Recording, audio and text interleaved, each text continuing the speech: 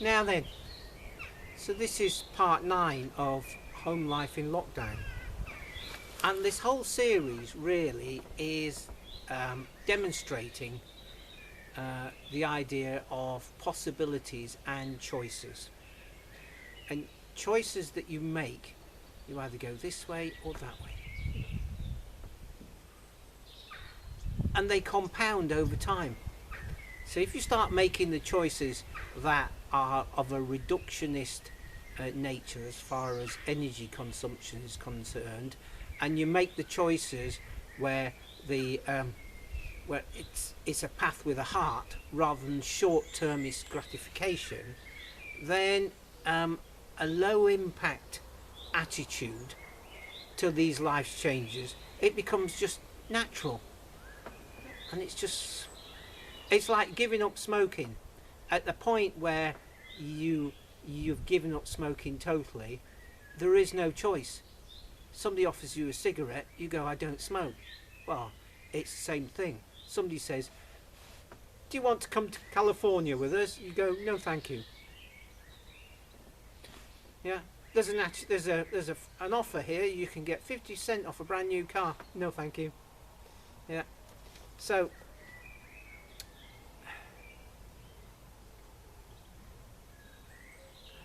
and of course that's a demonstration that one of the major battles that we have to fight is that one of self-importance, and how that self-importance is targeted by the marketing bandits. They're trying to make you feel insecure. Well, you can feel secure by having your own view of things. So self-importance, it shouldn't be confused with low esteem. Totally different. You can equate it really with a humble attitude to the world around us. The world around us can be marvellous or it can be horrible, and it's the choices that you make that affect you. Other people's choices, bureaucratic choices and whatnot, can affect you, and there's not a lot you can do about it, but there's a lot of things that you can do that have a very beneficial effect. So those who have not seen it before, just go to my threat reduction and self-reliance video, and of course, as normal, it's up there. So what are we going to cover this week? Well, we've got the glories of late spring. There's some absolute cracking footage there. And we've got harvesting in the glass house. Last time I picked a lettuce as an example. Well, there's still loads of lettuce there, and we've got the next lot of lettuce. They're about this big, so they're growing on. We've been setting up the runner bean frame because they're about ready to go out. I did some exercises, I showed some exercises in the last video, part 8. Well, we go through those again and add another one, so we consolidate that.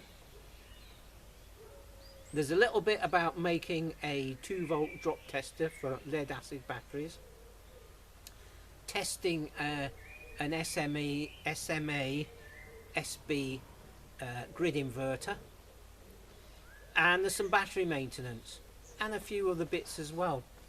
So one of the things I wanted to cover now, just before we start the video, is just down here we have an electric mower, and there's a fault on it, and it's been building up over time. But we use an electric mower for various parts of the lawns because if you think about it this way,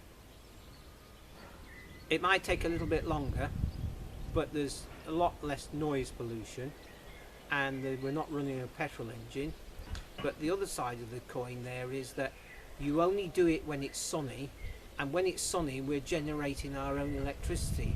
And because this mower came out of this scrapyard and I fixed it, and it's a separate fault that wants fixing now, therefore the impact is minuscule. It's that big, or even less. because we're generating electricity, and this mower has been thrown away once before. So with that, I'll just show you the mower and the fault, and then we'll crack on with the rest of the video.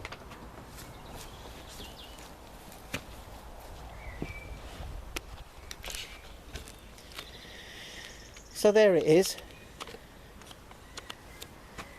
and there's a collector,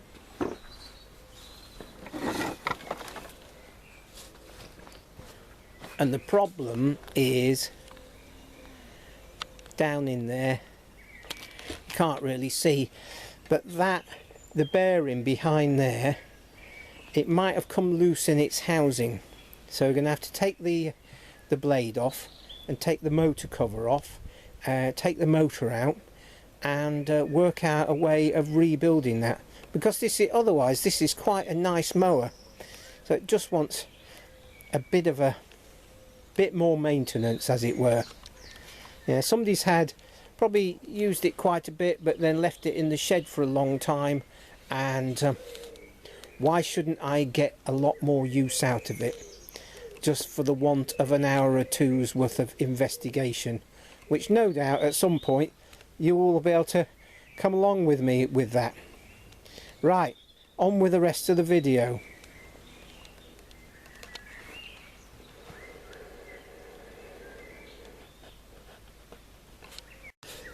And it was quite sort of misty this morning, and I don't know whether we can catch this or not. Yes, we can. See the rays coming through that, with the last of the remaining mist being burnt off.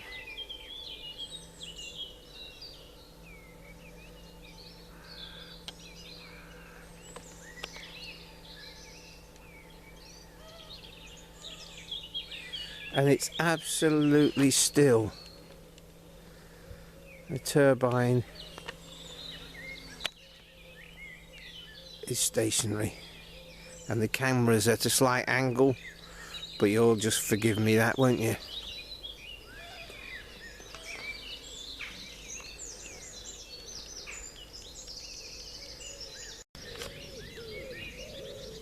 And here's the full glory of early May. The May blossom. Hawthorn flowers. Isn't it amazing? Just been waiting for the sun to come round just to illuminate this.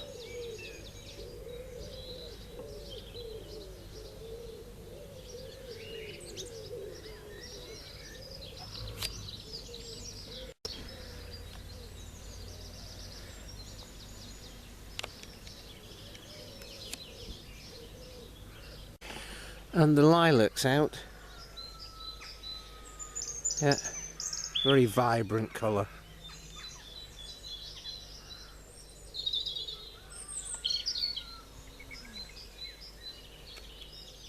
There we go. Beautiful, absolutely beautiful. Against the blue sky.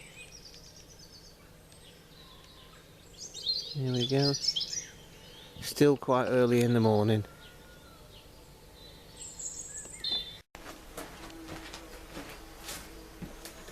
So there's some more purple sprouting. Brilliant. I keep filming this sort of thing just to show that, you know, it's not a one-shot wonder. You know, life around here just continues one day to the next, and some of the days are very similar, but it's not a problem. You wouldn't want the purple sprouting just to go once and that's it. You steam this and it's beautiful. It's absolutely gorgeous.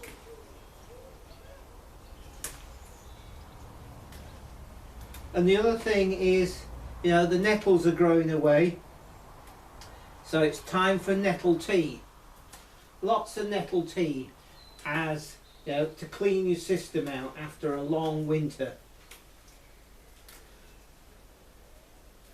If you've never tasted nettle tea, 3 or 4 nettle tops, maybe 5, about this big, in the pot, boiling water, leave it for 5 or 6 minutes, job's good 'un.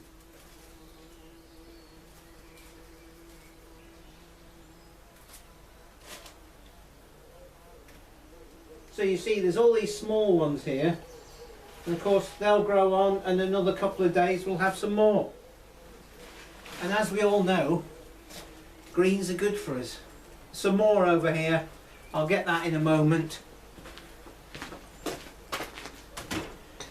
Whilst we're here, we'll just look down here, and here's the run of beans growing on. See, they're starting to shoot up. So another week or so and we'd better put those out, which means maybe tomorrow I'll have to build the frame.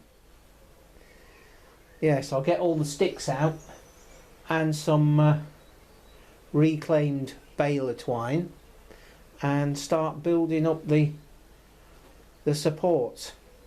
Now there's been some bumblebees in here, and I think the bumblebees are building a nest somewhere, but I'll have to just keep an eye open for it. I know that if they start nesting somewhere, you shouldn't move stuff from the immediate surroundings because it confuses them and upsets them. So if you've got like a load of pots and they made a nest near them, you just leave them there. Otherwise it's just it's not fair on them. Anyway, the potatoes are coming on, as we can see. That'll do for the moment. It's time to set the beam poles out. And we've got one frame already there. There it is. And we'll just set the one out this end. And the idea is to get the top pole as level as possible, otherwise it will just be annoying for the rest of the season. You go, that's not level. Is that OCD or what? But that's the way I look at it.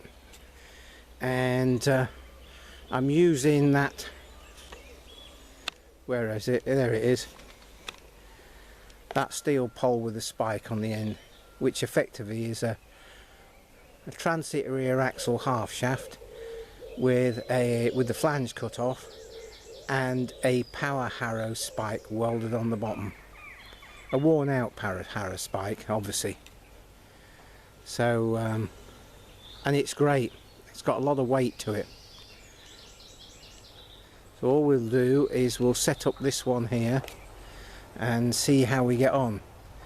I think we're going to have to speed up various sections of this, otherwise it will be referred to as tedious.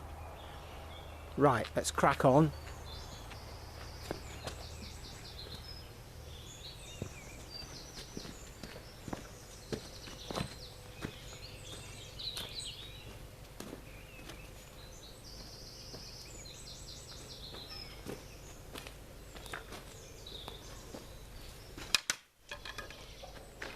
Typical. I reckon about there.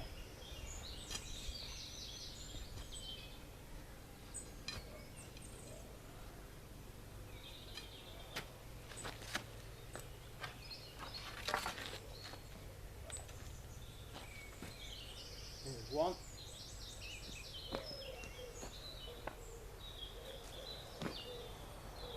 About there, I think so.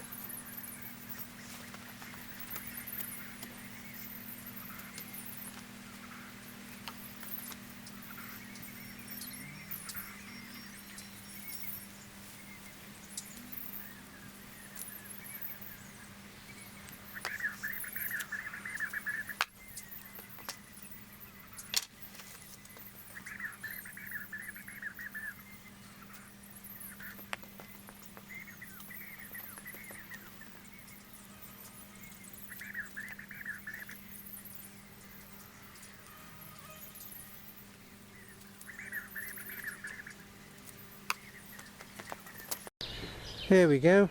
It's reasonably straight on the top,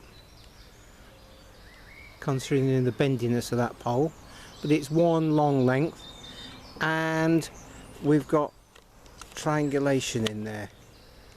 Got one this side going from the bottom to the middle, bottom outside to the middle top, and then two the other side going the other way, so it's quite strong. Now there are one or two of these poles, where are we, they're a little bit high, so I'm going to chop those off, otherwise the beams will be right up there and there'll be loads of weight up there. So that's that, it's all tied on, and we're ready to put the beans out when the weather's right.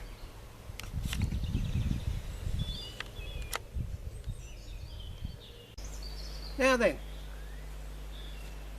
a little bit of exercises. We'll follow on from what we did last week. If you remember, we did this.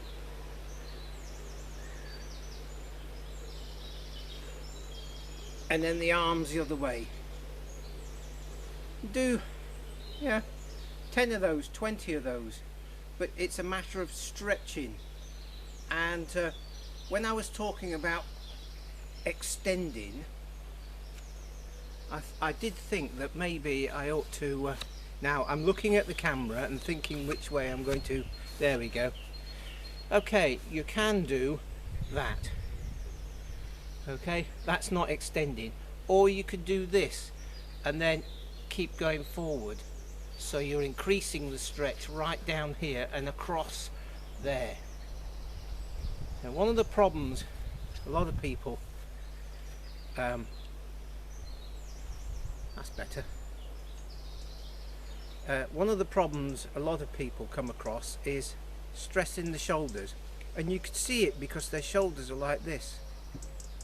Yeah, they're permanently bound up, and when they get to that state, you've got to work at them quite hard to get them to just to settle down. Okay, I had a tooth out right up here. Yeah, and it snapped off, so I had to go to the surgeon, and it's most unpleasant. They're over 40 minutes trying to get those roots out, but the nurse was noticing that I was taking very short breaths and my shoulders were very tense, and she went, relax your shoulders. And because I've been doing these exercises for the last 10 years, I was able to go, oof. Yeah, and it took all the stress out of the situation.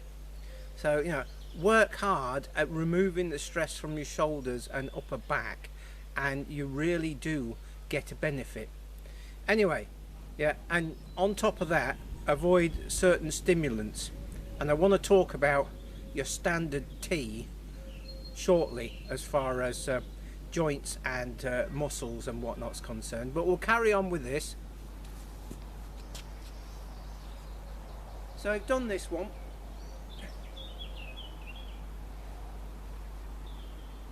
Okay, stretching the back, trying to pull the heels off the ground. Yeah, then the other one, of course, is this, and keeping those. You imagine that you're in a very narrow alley or a ginnel, yeah, and you've got a brick wall either side, and you want to keep those elbows on the brick wall, and you just raise everything up. So this is not a shoulder exercise, this is a back exercise to stretch that back out. Okay, do plenty of those, do them every day. Okay, then another one is, this is the extra for today. So you push forward like that, as we've just described, extending here. Then your hands come flat, come back like that, come over and put the hands next to each other, roll them like that. Okay, so you're up against the chest, and then push the elbows forward. Go as far as you can. When it starts hurting, stop, and you'll be surprised over the weeks of this exercise, yeah, that point will extend quite a lot. And what that's doing is extending the muscles here. Yeah. Okay, that's enough for that point. So we got 3 exercises now, and there are several more. Nice one. We'll leave it at that.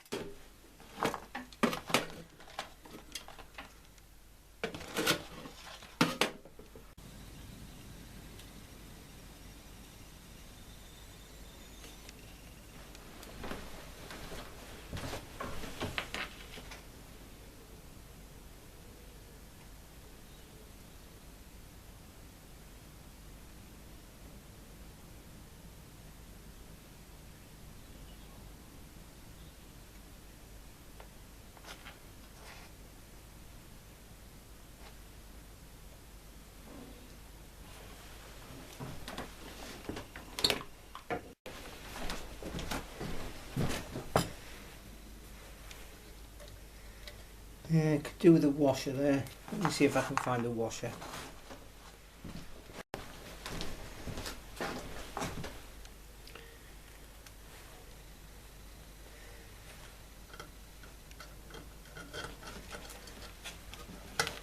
And just put the nut on the other side of that. And I think that's done.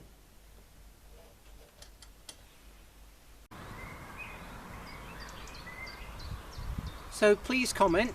I appreciate comments, find them interesting, and like, and of course to those people who've just new to this channel, please subscribe.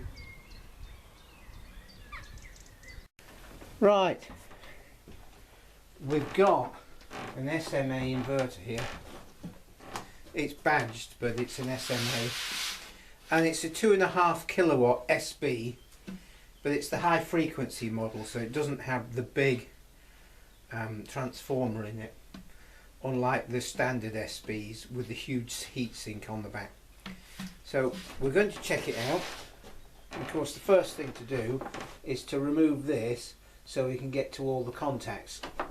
And that just pulls out, and that's effectively a fuse and a disconnect, a DC disconnect. So there you go. Now I really would want to take this cover off as well, just so I can see what it's like inside. This is an unknown. Oh, these are also a bit tight. I don't know whether they've got Loctite on or what, or whether they're just whizzed in with a machine, which I suspect is the case. So I'll come back to you when I've removed those. So let's just ease that off, because there's a rubber seal there. Ah, there's 2 at the top here. I'd forgotten about those.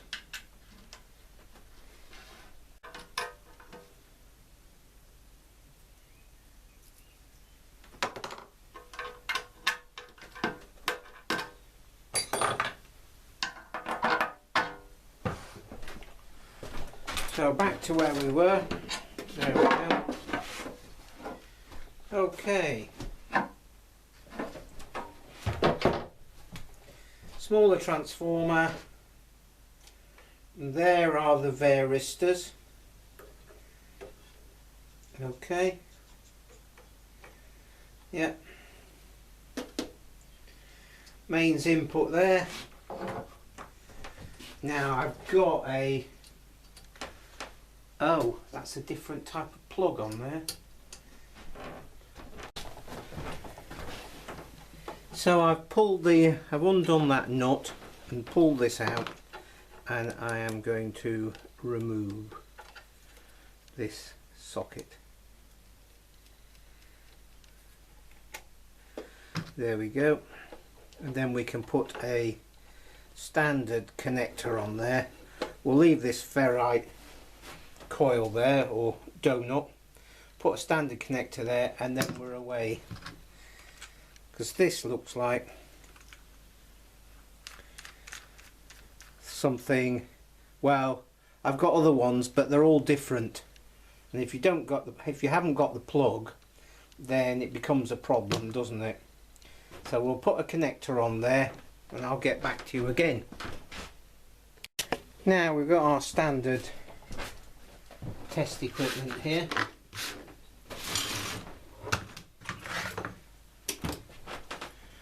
And there we've got the variac, which is a variable auto transformer, which can vary the output to that socket on the back. Then that goes into an isolating transformer, which also steps the voltage up, because that's a 110 to 240 isolating transformer and working it backwards.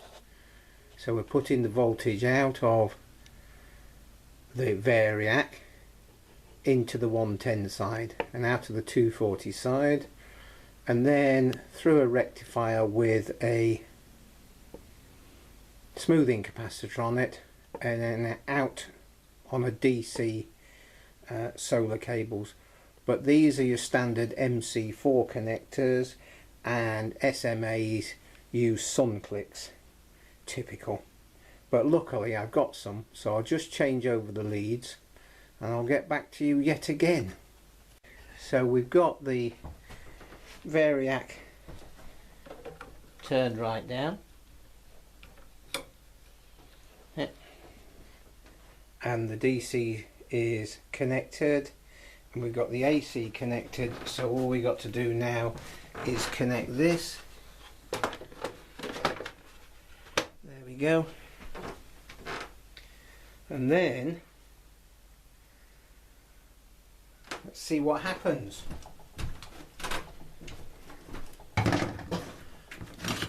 That is the AC in,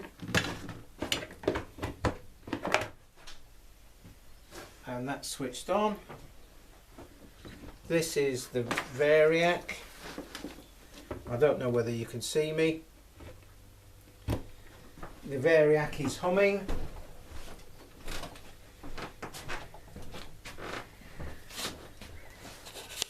So let's just zoom down on that. Let's move round to get rid of the glare.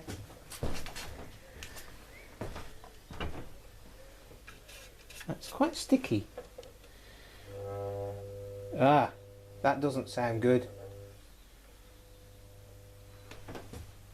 There's a dead short somewhere.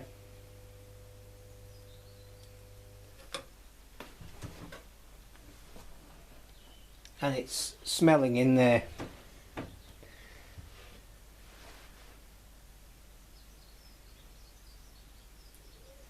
So there's a problem. It's actually firing up. Let's move forward.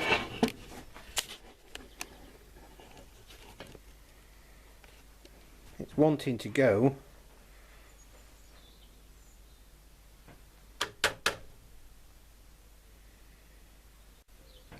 But it's not happy.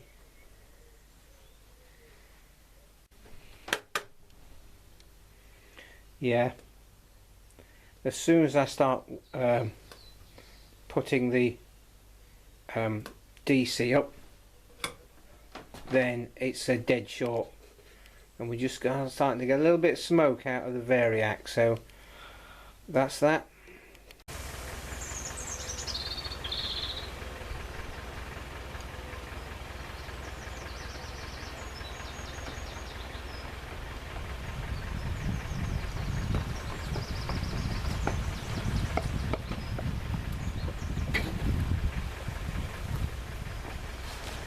and I would say 4 of those wheelbarrows is a week's burning.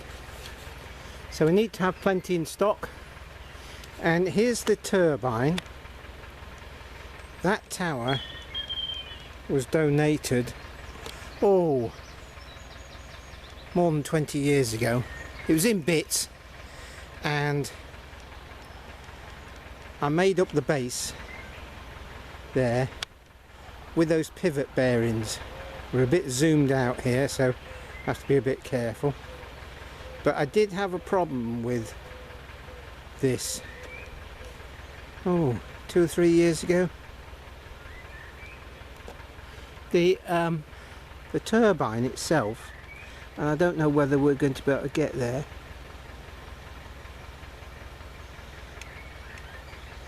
Can you see those springs on the back of the blades? Well, one of the mountings broke. I came home and one of the blades was fluttering like mad. So I stopped the turbine, and this whole thing took several weeks because you can't get any bits and all that sort of thing, which is about typical. So I had to make one. So I had to lower it down on those pivot bearings I've just showed you. And there's a whole series on me repairing this. And the funny thing about these old videos, the back catalogue, is I'm looking at myself from a younger point of view. Yeah, and it's a bit odd, especially the really early ones. Yeah, my beard isn't white. Maybe it's the fear of all this YouTubing that sent it white. Anyway, it does remind me of a quote, and I've quoted it often. And actually I saw somebody last week just at a distance, and I quoted half of this and they quoted the other half back, which was entertaining. And it goes, and then one day you'll find 10 years have got behind you. Next line in the comments, please. So anyway, we're going to crack on. Got more wood to cut.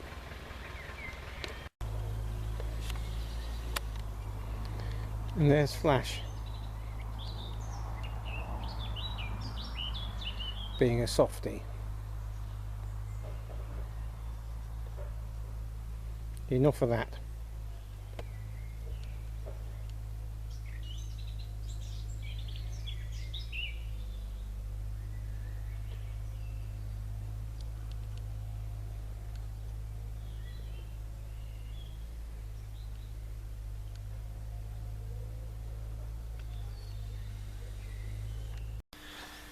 Okay, we're in the battery shed, and this is just one of the packs, and you know, you have to regularly check them. Now it's going to be a bit tricky because I'm going to be in the way some of the time, but the first thing to do, of course, is to make sure the tops are nice and clean. Yeah. It just helps to prevent corrosion. What you'll get in the winter, even if you've got a nice dry battery shed like this one, well ventilated, with a membrane in the floor and a cavity wall, is you will get moisture condensing on the batteries as the dew point changes. As the temperature and pressure change in the atmosphere, then the temperature of the batteries doesn't react as quickly, and so therefore there you get a point where moisture from the atmosphere will condense on the batteries. You can't stop it. Well, I suppose if you had a heated battery shed with moisture control and all that sort of thing, you would. But you've got to wipe the tops off occasionally. And then, of course, because these are what they call flooded batteries, and I'm not going to show you doing them all, but you flip the cap and you look down in there, and you check the electrolyte level, and you also use a hydrometer to check the specific gravity. Now, I've had these batteries about 1.5 years, and because they've been constantly trickle charged, actually now the specific gravity is a bit high. Yeah, it's nearly 1300, and I don't really like it that high, because the stronger the acid, the more corrosive effects that it has on the poles. Now that one there will only just allow electrolyte up, so that needs topping up. I'm going to zoom in on this hydrometer just to give you an idea. Now when you're using it, you keep the nozzle in the liquid electrolyte. You don't pick it up, wander about and try and look into the light with it. It's got to stay where it is, or else you will get a wrong reading. And the other thing you'll get if you waft it about is holes in your trousers. And I'll give you an example now. And you see, there we go. That is a battery acid damage. And down there on the cuff, there it is again. So when you're using a hydrometer, make sure the nozzle stays in the electrolyte, and then also when you squeeze it out, make sure you don't waft it around, because you get little drops of acid floating about. Okay, I've just had to make this little jig with a bit of paper behind it, just so you could see what's going on, because otherwise the camera would not focus. Now let's just turn this round, and there you go. Can't quite see that.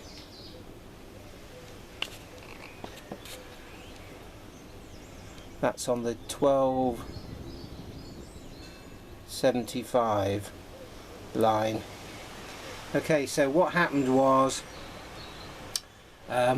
this is another day and I couldn't get it all to work right, so I had to make this little jig with the paper behind it. Now the camera focuses properly, but as it was part of the process, I topped all these batteries up. Well, as you top them up, the distilled water stays on the top of the electrolyte until the batteries have had a very good charge and it all mixes together. Well, it hasn't quite all mixed up yet, but as you can see, the specific gravity is a little tad on the high side, but I don't know whether I can.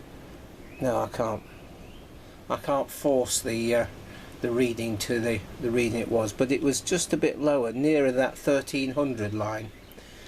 So there you go. Hopefully you could see that. So I'm just trying to film this and get the camera in the right place.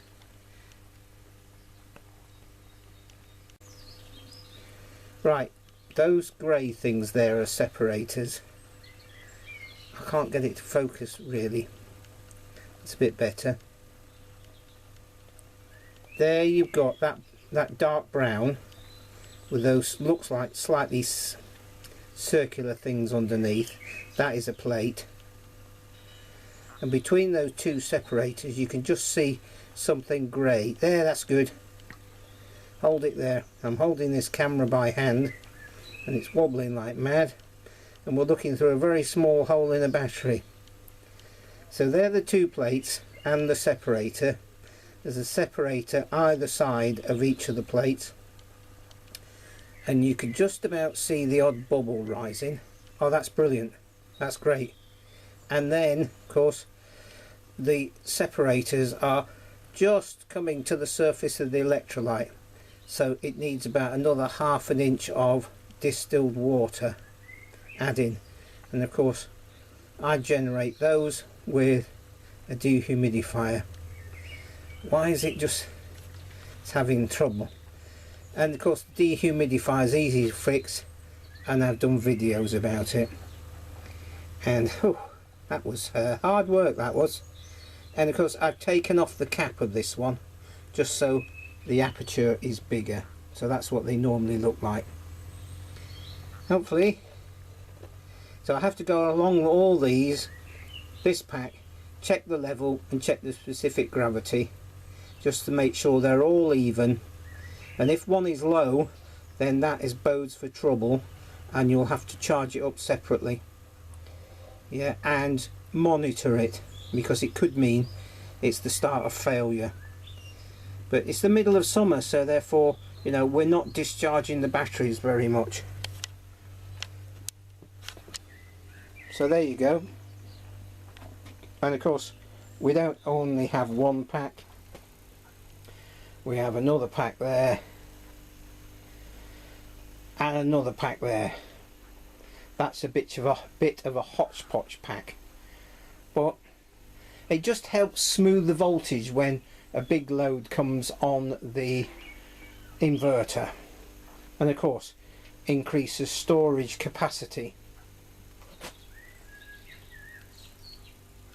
So I'll go through all this pack and check all the electrolyte levels and whatnot, and I'll do another pack next week and another pack the week after, and then I'll leave it for a month, 6 weeks, and then do it all over again. And the evening sun is just on this Scots pine, and you can see all the flowers. Isn't that amazing? And I did a video about this a few years ago. Just on the right day, those you tap those flowers, you get loads of pollen out of them. We planted that tree about 30 years ago. It's best part of 16 inches in diameter, and there we've got a laburnum, and by the side of it is a prunus, a red prunus of some form. But as you see, the laburnum's out in flower. I'll put a link to that video about the Scots pine. It's quite interesting. And of course, if you come round, this is something we planted a reasonable time ago, and that's quite a long way up the tree, and that's a coast redwood, and it's big enough so that you can't put your arms around it at the base, but it does get battered a bit at the top there with the cold winds, so it's not as tall as it could be, but I like it. And if you remember, I made a handle out of one of the snapped off branches. That's for that little hand shovel 2 or 3 episodes ago. So there you go. It's great, isn't it? I really like Scots pine. They just got, you know, it's nice timber, but they're nice trees, and when they get big, they get veteran trees. And I did a video, it's one of the woodland walks quite early on, about some really big Scots. Again, I'll see if I can put the link in there.